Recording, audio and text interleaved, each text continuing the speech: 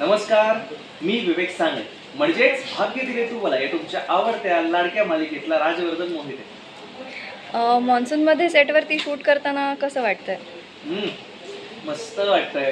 आत्ताच बघा बाहेर छान पाऊस सुरू आहे, छान वातावरण आहे आणि एक मान्सूनचा ना फीलच वेगळा आहे. पाऊस सुरू झाला की वातावरणाचे बदल होतात.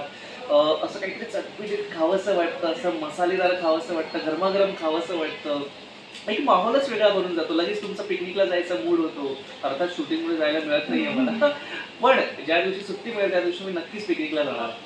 ओके, मग जे चटपटीत खावंसं वाटतं ते फेवरेट फूड काय आहे पावसाळ्यातलं? ऑफकोर्स मी मागे एक व्हिडिओ बनवला होता. आमचा राजू वडापाव सेंटर समोरच आहे.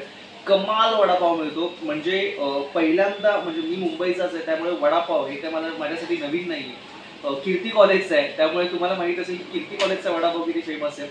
पण इथे आल्यानंतर एक वेगळाच वडापाव मला खायला मिळालाय. वडापावमध्ये ना ठेचा घातला जातो, आपला मिरचीचा ठेचा.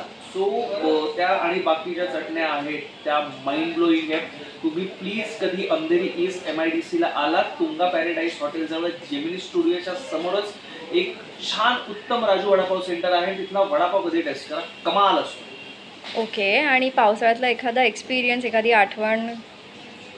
आठवणी अशा खूप आहेत, चांगल्या वाईट. 26 जुलैच्या आठवणी आहेत ज्या अगदी इथपर्यंत पाणी आलं होतं आणि तेव्हा कीर्ती कॉलेजला होतो. सो शारदाश्रमवरून बस पकडायचो 52 नंबर.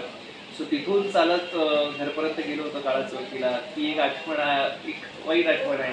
मित्रांबरोबर बऱ्याच वेळा पिकनिकला गेलोय छान. आम्ही DY पाटीलला जेव्हा होतो तेव्हा आम्ही सगळे बाईकवरून लोणावळ्याला गेलो होतो पावसाळ्यामध्ये. छान आम्ही आपला कुठला डॅम लोणावळ्याचा, Bhushi dam, right. So Bhushi डॅमला आम्ही गेलो होतो. खूप मजा केली होती तिथे. मजा मस्ती 2 दिवस राहिलो वगैरे. तिथून मित्राच्याच म्हणजे मित्राचं गाव आहे कर्जतला, म्हणजे मित्राचं गाव आहे.